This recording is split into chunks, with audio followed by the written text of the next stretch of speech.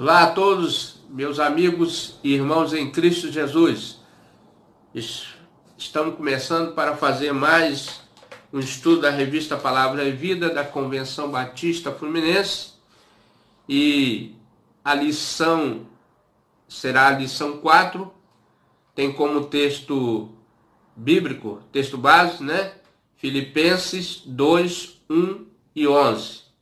O título da lição é Engajamento Solidário. Essa lição foi escrita pelo pastor Mateus Dutra Rebelo, bairro São João. E nós vamos agora fazer a leitura do texto básico, Portanto, se há algum conforto em Cristo, se há alguma consolação de amor, se há alguma comunhão no Espírito, e se há alguns entranháveis afeto e compaixões, completai o meu gozo, para que sintais o mesmo, tendo o mesmo amor, o mesmo ânimo, sentindo uma mesma coisa. Nada façais por contenda ou por vanglória, mas por humildade, cada um considere os outros superiores a si mesmo. Não atente cada um para o que é seu propriamente, mas cada qual também para o que é dos outros, de sorte que haja em vós o mesmo sentimento que houve também em Jesus Cristo, que sendo em forma de Deus, não teve por usurpação ser igual a Deus, mas aniquilou-se a si mesmo, tomando a forma de servo, fazendo-se semelhante aos homens. E achada na forma de homem, humilhou-se a si mesmo, sendo obediente até a morte e morte de cruz, pelo que também Deus o exaltou soberanamente e lhe deu um nome que é sobre todo nome, para que o nome de Jesus se dobre todo o joelho dos que estão nos céus e na terra e debaixo da terra, e toda língua confesse que Jesus Cristo é o Senhor, para a glória de Deus Pai. Vamos orar, irmãos, agradecendo a Deus pela essa oportunidade que Ele tem nos dado, Senhor Deus, nosso Pai, queremos te agradecer, ó Deus, por essa oportunidade e pelo esse estudo, e agradecer pelos pastores da Convenção Batista Fluminense, que têm trazido, Senhor, esses estudos maravilhosos para enriquecer a nossa vida nesse tempo de isolamento, um tempo de distanciamento, e que nós possamos sentir, Senhor, abraçados por Ti, ó Deus, como igreja que somos. E que o Senhor possa abençoar a sua igreja e abençoar também aquelas pessoas que perderam seu entes queridos, que possa ser confortado pelo Espírito Santo, que só Deus pode confortar, ó Deus. Obrigado, Senhor, pelo livramento que tem dado à tua igreja, o teu povo. Em nome de Jesus, nós queremos te agradecer. Então, irmãos, essa revista ela traz falando sobre a quarentena, A igreja no tempo da quarentena. Vamos aqui para o estudo dessa semana, que foi trazido pelo pastor Mateus Dutra Rebelo, da Primeira Igreja Batista em São Pedro da Aldeia. Diz assim o título: Engajamento Solidário. Engajamento é algo que nós podemos dizer prestação de serviço, Engajar, prestar um serviço. Então, prestar um serviço solidário nesse tempo de distanciamento, nesse tempo de afastamento, nesse tempo de quarentena. O coração solidário não é uma escolha para o cristão. Já está dizendo, Inerente à verdadeira fé em Jesus. Uma vez alicerçada nele, em sua pessoa, em seus atos, percebemos que nessa fé não há espaço para negligência, indiferença, impiedade. Alicerçado na vida de Cristo, Não há espaço para essas coisas, negligência, diferença e impiedade. Há espaço apenas para uma legítima atitude agregadora, que não é egoísta, mas sim, acima de tudo, empática. Então a igreja deve estar à disposição para a sociedade, para os irmãos, no que se diz a essa quarentena, né? Que tem que estar preparado para servir. É um serviço, um engajamento. Não são necessários discursos de natureza política ou ideológica para agirmos solidariamente. Não é preciso. Apenas um firme compromisso de ter a mesma disposição que houve em Cristo. Qual é essa disposição? Tende vós o mesmo sentimento que houve em Cristo Jesus. Filipenses 2:5. Então, nosso exemplo maior parte de Cristo para com a sua igreja.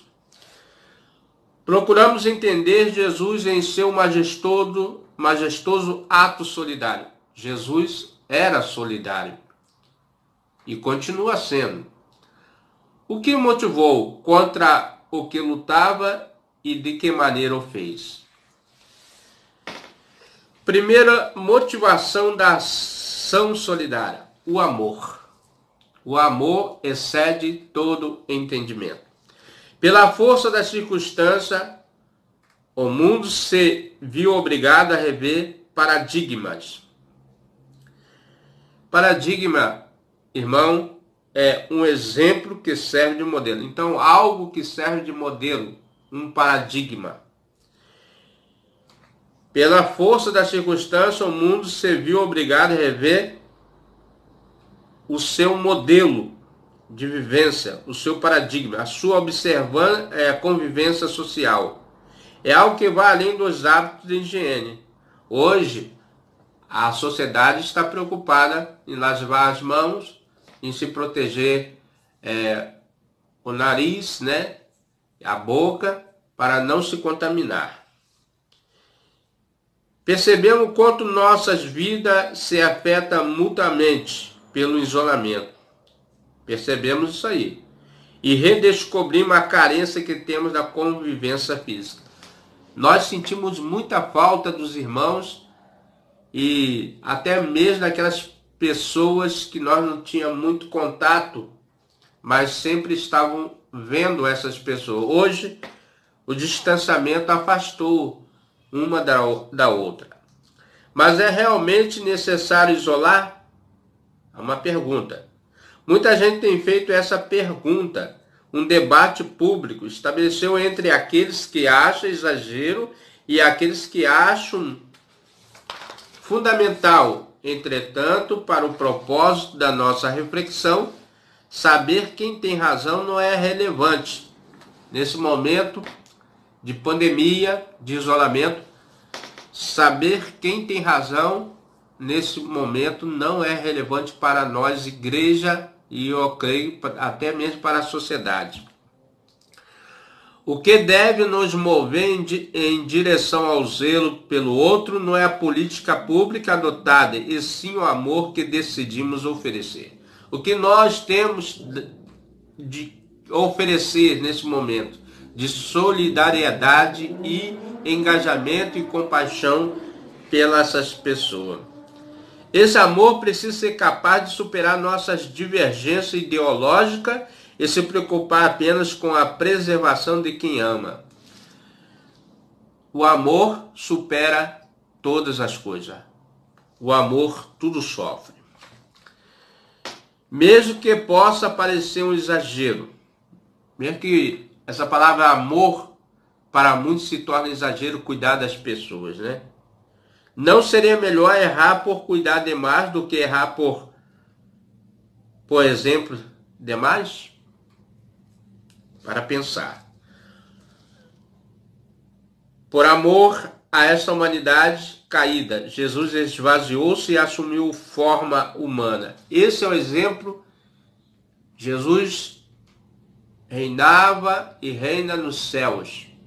Deixou o seu mundo de glória, seu reino celestial, e desceu até nós para mostrar quanto ele ama aquilo que ele criou, que é o ser humano, a criatura, sujeitando-se todas as dores inerentes a essa condição.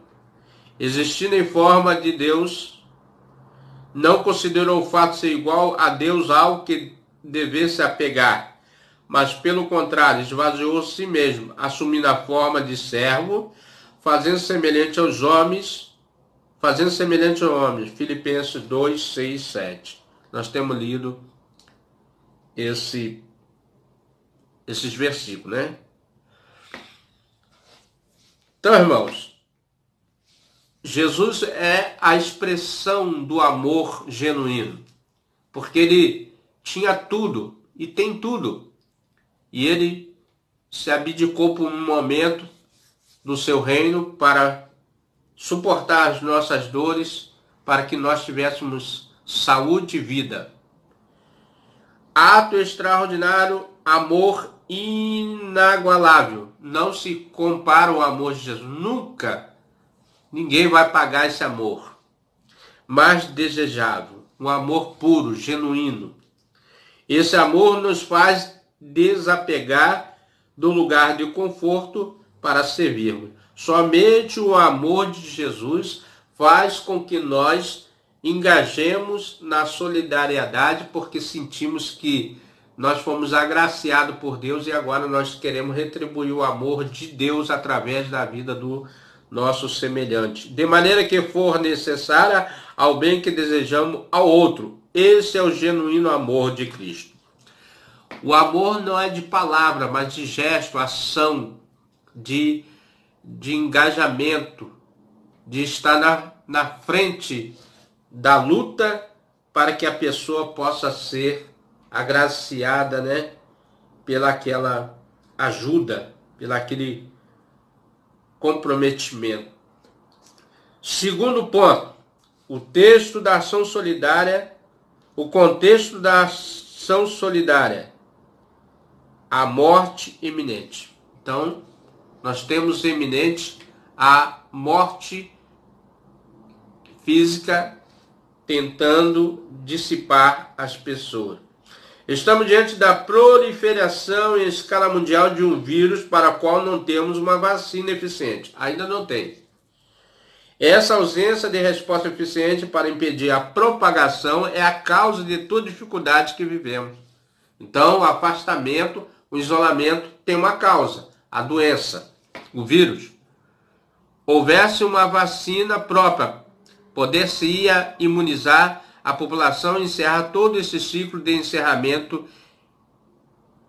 de liberdade. Então, nós perdemos por um espaço de tempo a liberdade de ir, de vir, de estar, de ter comunhão, de abraçar, de conversar com as pessoas. E hoje nós estamos isolados nas nossas casas muitas das vezes e não temos condições de estar junto com os nossos queridos irmãos e amigos, né? A reclusão é para preservação, manutenção da saúde, sobrevivência, porque nós estamos distanciados, para que as pessoas possam sobreviver, não se contaminar, não disseminar o vírus, a doença, melhor dizendo, a enfermidade. A questão que perpassa toda a temática é a luta contra a morte pela vida. Nós lutamos contra a enfermidade que está assolando a humanidade para que a pessoa possa ter vida. Isso, os amigos, os parentes, em especial aqueles a quem o vírus representa um potencial mortal ainda maior. Pessoas com deficiências respiratórias, pessoas com cardíacas. Então são muitas outras doenças que podem vir através dessa enfermidade.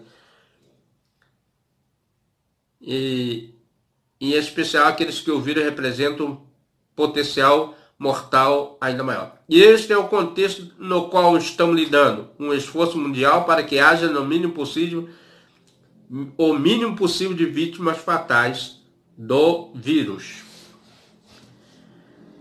Nossa realidade espiritual é semelhante. Então, nossa condição espiritual não está longe daí. Aí entra a razão espiritual dessa lição. Também se trata de uma luta pela vida. Uma vez que o homem pecou, desobedeceu a Deus, agora é necessário reconstruir o ligamento, a comunhão com o Criador através de Jesus Cristo, do ato sacrificial de Cristo que nos dá, vamos dizer assim, Jesus é o remédio, o antídoto para a nossa enfermidade espiritual. Também se trata de uma luta pelo vírus do pecado. O pecado errou o alvo. O significado, a expressão, pecado. Contamina e condena as mais suscetíveis à morte. Não vamos falar de uma morte material, mas uma morte física, para sempre. Afastamento, o mais crucial não é morrer em si, mas o afastamento eterno da presença de Jesus, de Deus. E todos somos parte desse grupo de risco. Todos nós. Aqui não tem... Todos estão no mesmo patamar. Todos. Pastores, pregadores, quem não é, ateu, todos os tipos de religiões estão nesse contexto aqui, que estão no grupo de risco de perder a sua vida espiritual. Mas agravada por ser tratada da condenação eterna. Está condenado eternamente a sofrer. O salmista traduz com perfeição a angústia trazida pela iminência da morte. Que o homem pode viver e não ver a morte?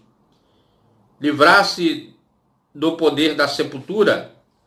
Salmo 89, 40. Então, o salmista ele traz aqui um questionamento. O homem pode viver e não ver a morte? E pode se livrar-se do poder da sepultura? Quantas pessoas já partiram nessa pandemia, nesse momento dessa terrível, né, que está acontecendo com a humanidade?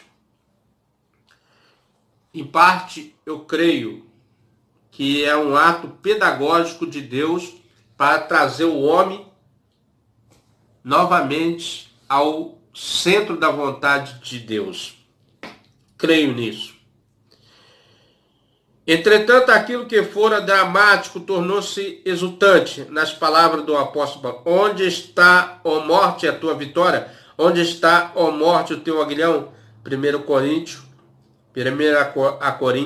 15, 55.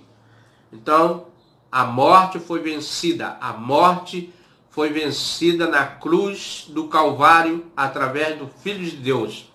O antídoto para dissipar contra o vírus do pecado. Essa reviravolta radical de condenados para liberto foi proporcionada por Jesus em seu gesto de amor. Nós hoje estamos, vamos dizer assim, por um espaço de tempo condenado a ficar em isolamento, sem liberdade de ir e vir.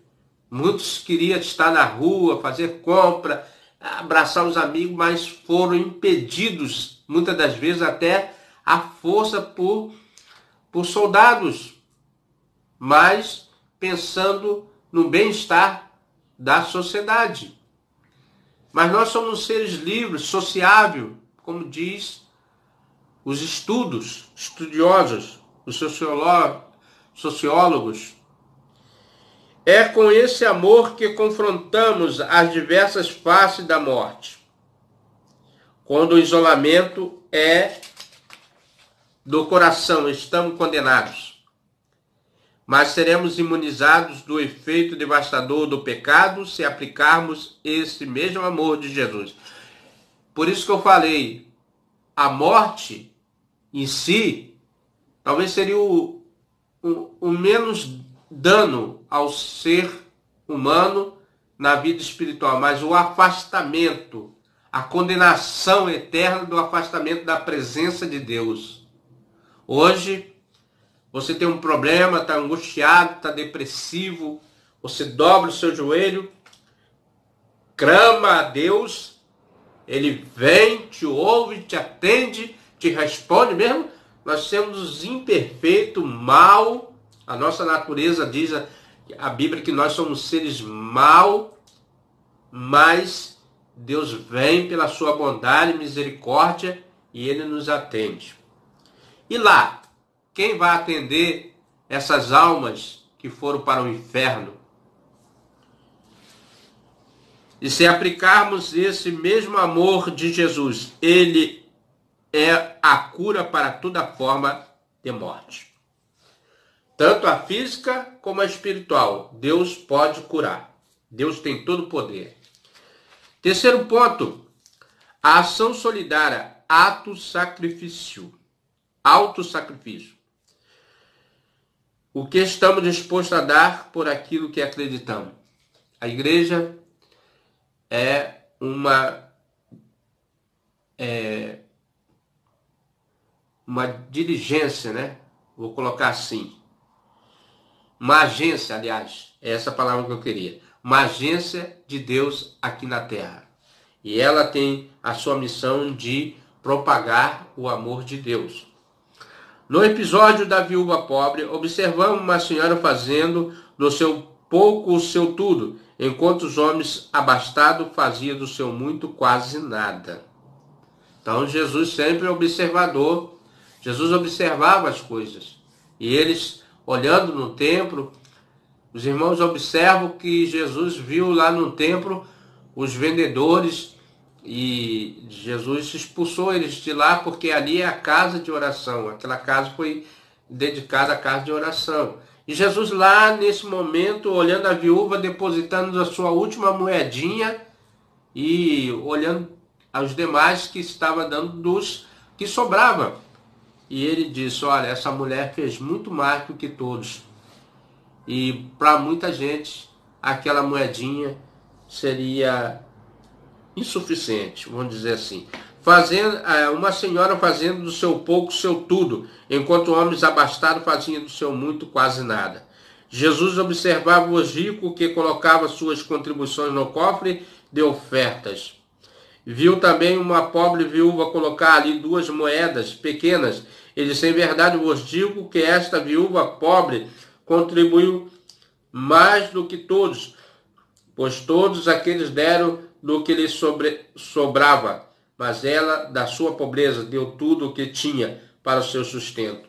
Lucas 21, de 1 a 4. Então, a forma que faz a contribuição do engajamento realmente é o amor. Através desse episódio, Jesus nos ensina que em seu universo a efetividade não está relacionada a quantitativo, e sim ao qualitativo. A oferta é na qualidade como se dá, como você dedica o seu tempo, o seu engajamento na obra do Senhor. Oferta expressiva de baixa qualidade moral nada significa quando comparadas às ofertas miseráveis quantitativas. Lembrando aqui, irmão, porque pode parecer que os ricos contribuem mais. Não. As pessoas que contribuem com coração alegre, disposto, esses terão retorno de Deus. Por isso que a obra do Senhor muitas das vezes é feita com sacrifício. Primeiro para que nós tenhamos valores, valorizar. E outro porque todos são aptos a contribuir para a obra de Deus. Daí a pergunta inicial desse tópico não ser quanto estamos dispostos a dar, e sim o que estamos dispostos a dar. Viu? Quando pensamos na pandemia, certamente alguns já se perguntaram, será suficiente para preservar as pessoas próximas, higienizar com mais frequência minhas mãos, usar máscara em todo lugar público, cumprimentar as pessoas de longe, evitar ao máximo sair de casa? Como minha dificuldade financeira pode ser útil para frear o vírus? É um questionamento. Essas perguntas partem do ponto de vista quantitativo. O quanto fazer ou não será suficiente. Nesse campo haverá divergência e engajamento solidário que precisamos. Não observa as opiniões individuais sobre a efetividade e sim aquilo que está ao alcance. Então hoje as pessoas estão muito mais preocupadas na preservação da quantidade do que na solidariedade, no confronto, na ajuda, no serviço, porque estão temerosos. Desejável seria descobrir a vacina, mas não sendo possível, que se faça tudo possível, porque o propósito não é ter razão sobre o jeito certo ou errado. O propósito, olha só, o propósito é fazer algo por alguém que quero preservar. Você tem preservado a sua fé, a sua comunhão com o irmão, nesse momento de distanciamento? Tem orado pela sua igreja, pelos pastores, pelos membros? Tem se comunicado com a sua igreja? E os líderes têm se comunicado com os seus membros? É uma reflexão para todos nós. Qualquer coisa que esteja ao alcance. Se na oferta da viúva o que se pretendia honrar a Deus, pouco importava o valor ofertado, desde que ele se manifestasse um autêntico ato de culto. Então, irmão, a oferta, o propósito de você servir a Deus é o coração, o amor à obra e não o seu nível social diante da igreja. Porque na igreja não pode ter acepção de pessoas. Jesus mesmo foi contra isso. Na igreja todos nós somos servos. Não tem pessoas acima de servos. As ações de preservação na pandemia não precisam ser necessariamente eficientes. Precisamos apenas que elas demonstrem que estamos realmente comprometidos com o bem-estar do outro. Um crente comprometido, comprometimento, é uma palavra que fala comprometimento. Você tem um compromisso com aquela pessoa. Mesmo que nossas ações possam parecer inócuas, não é a efetividade da ação em si que reflete em nós espiritualmente, e sim se ela exprime meu engajamento em fazer o que for preciso para cuidar do outro. Então, devemos ajudar de forma indistintamente quem quer que seja nesse momento de luta, né, pela vida. Quarto ponto e último, já caminhando para o fim, a igreja primitiva, um caso concreto. Então nós temos um exemplo em Atos dos Apóstolos, no capítulo 2, né, que fala sobre a igreja e todos estavam em comum. Nós vamos ler esse texto daqui a pouco, Atos 2, 44, 46. Estamos descobrindo muito de nós mesmos nessa pandemia. Realmente, irmão, nós vemos que o distanciamento é muito prejudicial para o ciclo social. Todo mundo foi afetado, todo mundo, a cidade ficou triste, as ruas ficou triste. E nesse momento, irmão, eu pensei uma coisa: como será na hora que a igreja será tirada desse mundo e as pessoas sofrendo porque estão distanciados para sempre de Deus, né?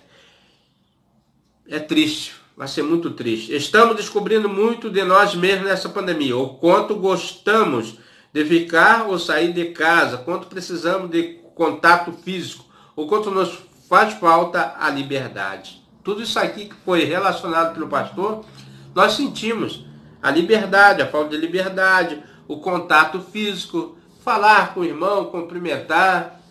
Então, isso nos dá alegria. É muito didático para nós perceber que a saída dessa crise não depende da capacidade individual de solucionar problemas, mas no agir coletivo por um bem comum. Então, se a união o agregamento, o engajamento em um só propósito: vencer esta enfermidade juntos. Agir com todos, pelo bem de todos, dedicando o que for possível. Eu creio que a igreja, nesse momento, acho que foi, eu vou dizer assim, foi muito importante, porque ela entendeu que ela deveria ficar por um período fechado os templos, mas ela está livre nas suas casas para falar de Jesus através da internet, dos YouTubes, das redes sociais. Foi muito importante. Muitos falam mal das redes sociais, mas a rede social depende de como você usa para o bem. Tudo é uma ferramenta. Um avião, quando foi construído para transportar, mas um homem, no seu intento maligno, usou para a guerra. Um carro também. Então, nós vemos que depende como você vai usar essa ferramenta para o bem.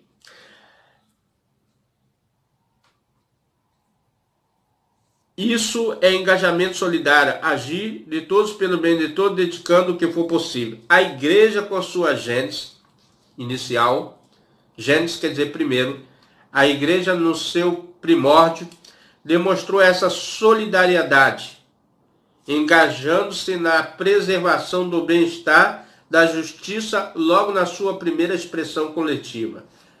Lá em Atos dos Apóstolos, todos que criam estavam unidos.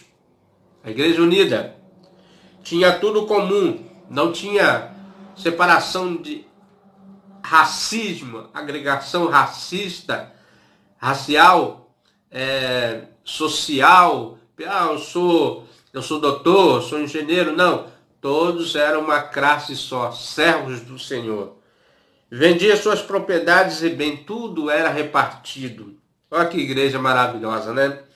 E os repartia com todos, segundo a necessidade de cada um. E perseverando de comum acordo todos os dias no templo. Estavam unidos ali, adorando a Deus, partindo o pão em casa, não só na igreja, mas também nas suas casas. Comia com alegria e simplicidade de coração. Olha só, que igreja maravilhosa, né? Igreja dos Atos dos Apóstolos, a igreja dos Atos do Espírito. Isso está em Atos 2, 44 e 46. Em um momento de vulnerabilidade dos novos convertidos. Nesse momento, muitas pessoas se converteram. Quantas pessoas se chegaram para Cristo? Mas muitos não têm aquela ajuda espiritual para dar seguimento, porque há um distanciamento, mas o Espírito que faz a obra. Suprir as necessidades, né? Aliás, aqui está falando do texto lá daquela igreja. Dos novos convertidos, não faltou ação coletiva para lhes suprir as necessidades. A igreja estava ali, unida. A igreja solidária era os seus primeiros passos de afirmação como uma verdade perpétua que agiria os homens em direção a Deus.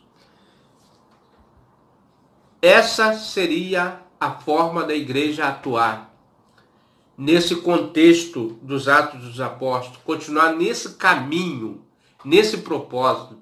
A igreja unida, compartilhando, ajudando.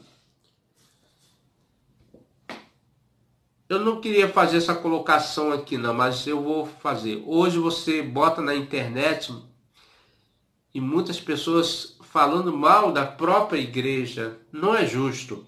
A igreja é santa, maculada, pura. Então alguém pode dizer, mas não tem. Olha, Jesus advertiu, o joio está no meio. Não vou comentar mais. Só queria dizer isso. A igreja do Senhor não tem nada a ver com isso aí que nós vemos. É lícito que venha o escândalo. A Bíblia diz, mas ai. Qual ai? Voltando ao estudo. Esse comportamento da igreja não é um estanque.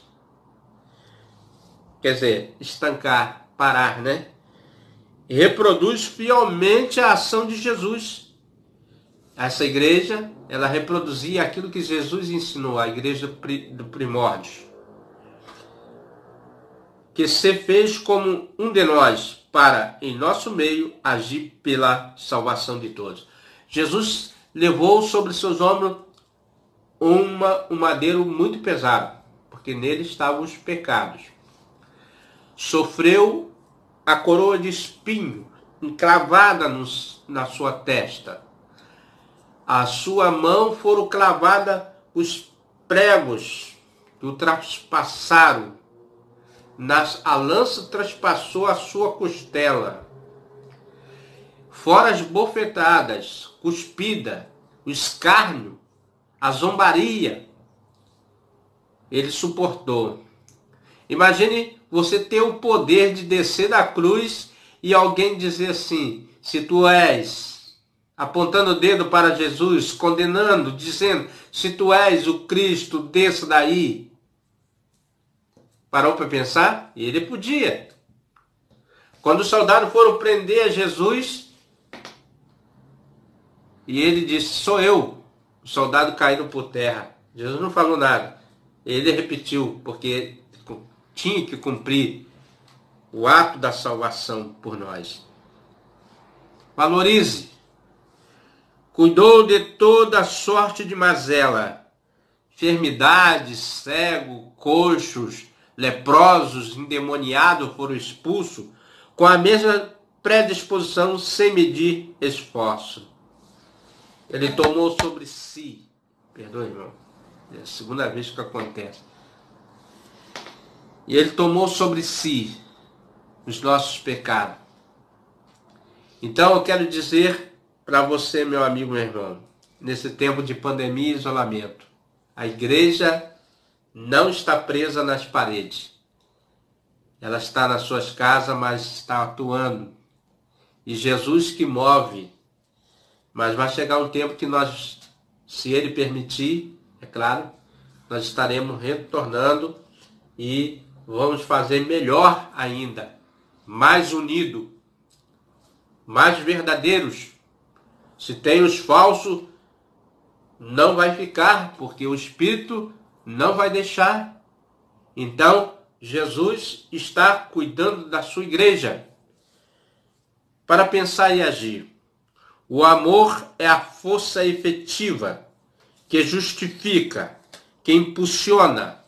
Ela justifica e impulsiona qualquer agir solidário. Não está nas ideias nem nas ideologias, está no coração.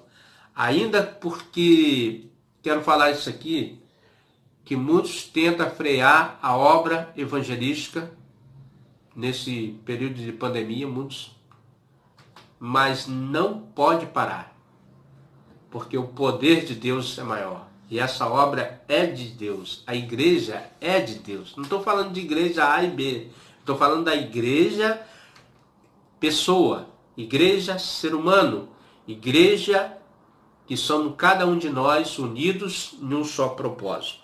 A luta comum a todos nós é pela preservação da vida. Nós preservamos a vida. Jesus preservou.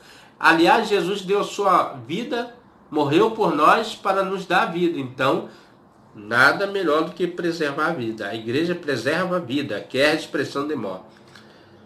Fazer solidário ocupa-se em entregar esse que estiver ao alcance, mesmo que não pareça ser suficiente, porque quantidade não garante qualidade. Então, a igreja faz o necessário, faz aquilo que foi colocado no coração pelo Espírito Santo nesse tempo. A igreja é o centro de fomento de solidariedade entre os seus e em favor dos que ainda padecem sem salvação.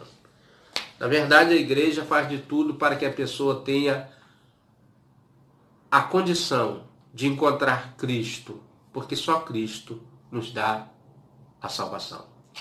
Meu amigo, meu irmão, se você tem gostado desse estudo, venha conosco até o próximo estudo, se assim o nosso Deus permitir. Mas antes vamos agradecer a Deus pelo esse estudo. Pai, Obrigado, Deus, nesse momento de pandemia, nesse momento, Senhor, de distanciamento, nesse momento que a igreja está temporariamente impedida de ir aos templos, mas cada um nas suas casas, nos seus corações, dobrando o joelho, clamando, suplicando, intercedendo, coisas que muitas vezes a sociedade não entende a razão da igreja, porque a nossa missão, ó Deus, é espiritual.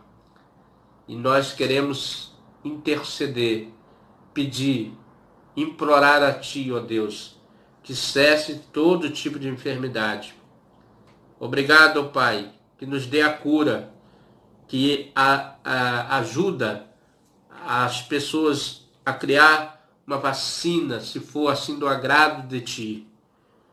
Ó Pai, muito obrigado para que nós valorizemos mais o compromisso de estar junto na igreja, em comunhão com cada uma pessoa. Em nome de Jesus. Amém e amém. Meu amigo, meu irmão, venha conosco. Até o próximo estudo, se assim o nosso bom Deus nos permitir.